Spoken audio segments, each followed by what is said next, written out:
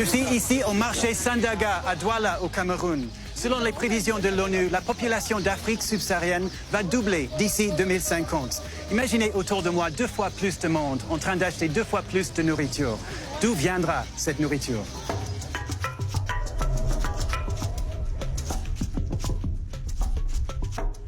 Douala. 3 millions de personnes vivent ici, dans la capitale économique du Cameroun. C'est aussi le plus grand port d'Afrique centrale, situé dans le golfe de Guinée.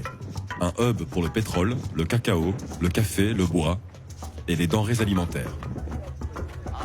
Pour l'instant, il y a assez de nourriture pour approvisionner les marchés de la ville. Mais avec la population qui ne cesse de croître, la région devra produire plus de nourriture dans plus d'endroits. Dans le quartier de Lobessou, je rencontre une jeune fermière urbaine, Mabel. Salut. Nous sommes entre une école et des appartements derrière nous. Pourquoi une ferme ici en pleine centre-ville? Pour moi, c'est un avantage parce que les appartements, ceux qui habitent dans les appartements ne sont pas stressés pour avoir leurs produits. Ils consomment directement dans la ferme et c'est encore bien fraîche. Tu peux me montrer? Il faut désinfecter les pieds là. Et pourquoi? À cause des insectes. Le plastique permet de garder les insectes et les maladies à l'extérieur et la chaleur et l'humidité à l'intérieur. C'est pour les plantes. Ah, donc ils vont grandir. Oui, ils vont grandir, ils vont s'attacher. Ces plantes sont des aubergines, plantées il y a tout juste 3 semaines. Mabel est une stagiaire. Elle se forme auprès d'Ambé, qui gère la serre. C'est l'engrais biologique qu'on utilise. Il s'appelle Water Hope.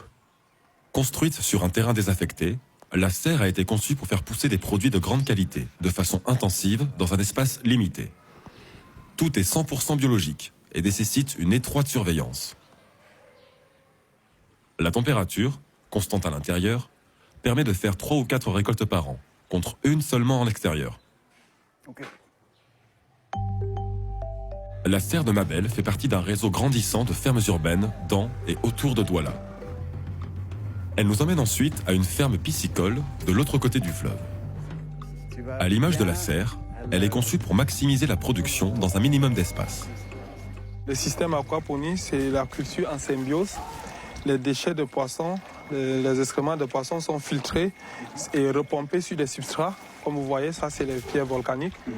Et là, à l'intérieur, il y a des bactéries. Donc là, il y a des vers de terre, tout ça qui transforment maintenant les déchets et qui font pousser. Là, c'est les salades qu'on a mis il n'y a même pas une semaine. Ce système permet d'approvisionner les maisons et les restaurants en poissons frais et en légumes. Boris fabrique des kits aquaponiques sur mesure qui peuvent être livrés dans le pays. C'est lui aussi qui gère le plus grand élevage de poissons d'Afrique centrale. Et ici, il y a plus de 30 000 petits et on les prépare pour un envoi au Congo. Et il y a des poissons-chats à côté? Oui, les poissons-chats, on va aller... Des poissons-chatons? Oui. Et ça, c'est la place pour les bébés tilapia. Là, dans chaque bac, comme vous voyez, il y a plus de 100 000 poissons. Vous reproduisez combien d'alevins par mois ici? Ici, on reproduit plus de 3 millions par mois. 3 millions par mois? Oui. On peut vendre plus de 1 million sur le marché du Cameroun et on va faire partie le reste à l'export. Parce qu'ici, il n'y a pas assez de grosses fermes. Ouais. Le Cameroun produit de plus en plus de poissons, mais le pays importe encore 180 000 tonnes de poissons chaque année. Il faut que chaque famille produise un peu. Si chaque famille peut produire une petite quantité, ça va diminuer le coût de l'importation. Boris est convaincu que l'utilisation combinée de fermes de petite et grande échelle peut aider le Cameroun à devenir autosuffisant.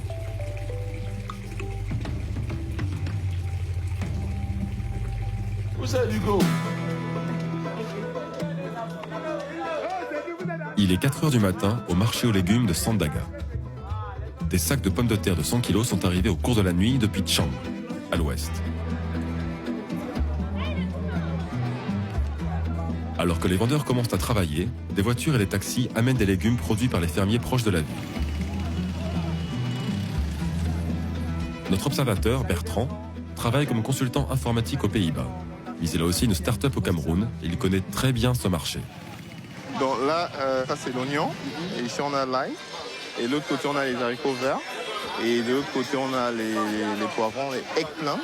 Et ça, c'est quoi Le concombre amer. Il y a maintenant une tendance à mapper à faire correspondre chaque produit à une maladie. C'est ce qu'ils disent en fait, c'est bon pour les diabétiques. C'est un peu la tendance, j'ai remarqué, de connecter. Et c'est un peu la façon locale de dire il faut manger bio pour voilà quoi. Parce que le bio, juste pour le bio, ça sonne pas en fait. Bertrand nous raconte que peu de consommateurs doualais recherchent spécifiquement des produits biologiques, mais que la plupart des légumes du marché viennent de petits et moyens producteurs et sont essentiellement naturels. Est-ce que la plupart des produits ici, ils ont des fertilisants? Non, pas la plupart. À Douala, les consommateurs préfèrent les produits qui viennent de l'Ouest. Les petites carottes venant de l'Ouest ont un certain goût. Les grosses carottes qui viennent d'ailleurs. Une grande partie des fruits et légumes finit au sol. Mais ce qu'on peut observer en fait là, comme on peut voir tout cela, c'est ce qui illustre une statistique qui est africaine, qui est connue. C'est-à-dire que l'agriculteur perd entre 30 et 40% de sa production entre le moment de la récolte et la fin en fait des ventes. Bertrand propose de nous présenter à une spécialiste des bananes plantains. Bonjour Madel, tu vas bien? Nous partons pour la campagne avec Madel. Elle a participé à un projet appelé Sistaldo.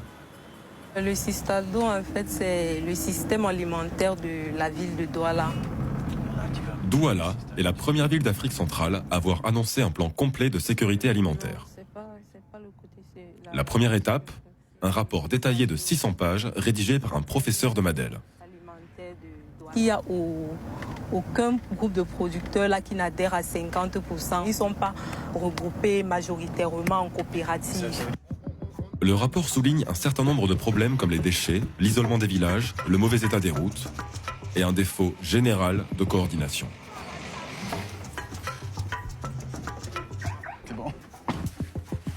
Madel nous emmène rencontrer Isaac dans l'un des 4 champs qu'il gère dans la brousse. Il faut récolter avec beaucoup de précautions. Ok. On le blesse. Aujourd'hui, il récolte les dernières bananes plantains de la saison. Tu dois le faire plus haut parce que plus bas, ça va toucher le sol et le régime pourra se détruire.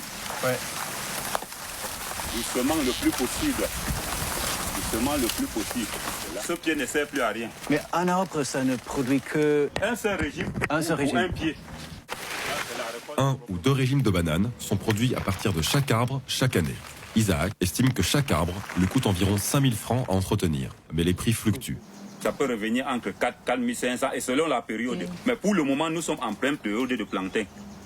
Le régime peut aller même à 1000 francs. 1 millier de francs pour une année de travail. L'une des raisons pour lesquelles Isaac gagne aussi peu, ce sont les intermédiaires entre son village et Douala.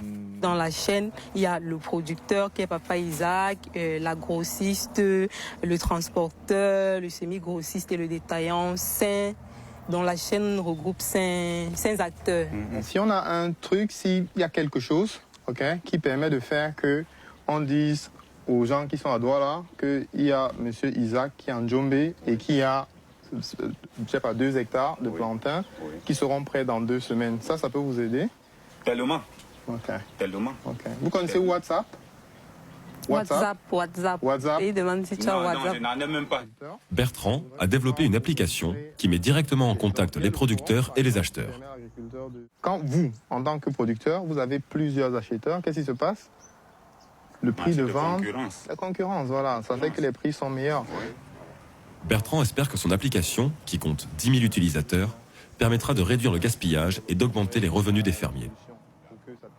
Avec beaucoup moins de contraintes, ça va traîner une nouvelle génération de jeunes vers l'agriculture et ce mouvement va justement augmenter la quantité de la production.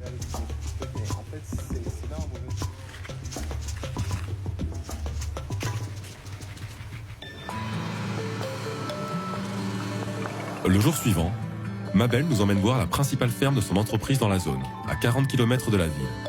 Nous rencontrons son patron, Roland Fomundam. Vous avez beaucoup de terre autour d'ici. Pourquoi avoir une serre ici, à la campagne? Parce que, dans nos serres, on se focalise sur la qualité de nos produits. Et cette qualité peut être exportée n'importe où. Roland Fomundam est un entrepreneur qui a étudié aux États-Unis. Depuis 2014, il a construit 24 serres au Cameroun, 10 au Nigeria et 2 en Côte d'Ivoire. Cette serre fait 450 mètres carrés environ. Nous y faisons pousser des poivrons rouges et jaunes. Donc c'est l'équivalent d'un 20e d'hectare. Ce n'est rien par rapport aux champs à l'extérieur. Mais ce qu'on peut récolter ici, c'est bien plus que ce qu'on peut récolter sur un hectare. Si vous regardez ce qu'il se passe aux Pays-Bas ou même au Kenya, qui est le 4e plus grand exportateur de fleurs, et si vous regardez Israël, les serres sont au cœur de leur technologie agricole. Le Cameroun a un avantage très particulier. Du fait de sa position dans la sous-région, très centrale, il y a déjà toute une population prête à consommer ces produits. L'exploitation de Roland est entourée de petits producteurs utilisant des méthodes traditionnelles. Les autres agriculteurs ont la même terre, les mêmes conditions climatiques. Que peuvent-ils apprendre de vos méthodes? Est-ce que les serres peuvent être utiles pour eux? Quand on a commencé, ils étaient vraiment surpris par nos méthodes. Mais ils apprennent de plus en plus de choses à nos côtés. Par exemple, sur les insecticides et pesticides biologiques. Ils commencent à y croire. Quand ils voient que nous faisons pousser des plants de tomates qui peuvent monter jusqu'à 4 mètres, ils sont stupéfaits. Ça permet de changer les mentalités. Et c'est ce que nous avons toujours voulu faire. Roland vend des serres comme celle-ci, avec des équipements et des formations, pour 4 millions de francs CFA. Une fortune pour un petit agriculteur. Mais il nous dit que s'ils parviennent à se mettre à plusieurs, ils peuvent rentabiliser leur investissement en 18 mois. Est-ce que tu penses que le Cameroun peut doubler sa production de nourriture en 30 ans? C'est très simple, très simple. Nous avons de très bonnes terres, le gouvernement travaille très dur pour développer un bon réseau routier et des personnes très intéressantes se mettent à l'agriculture actuellement. Beaucoup de gens commencent à comprendre que l'agriculture, c'est l'avenir.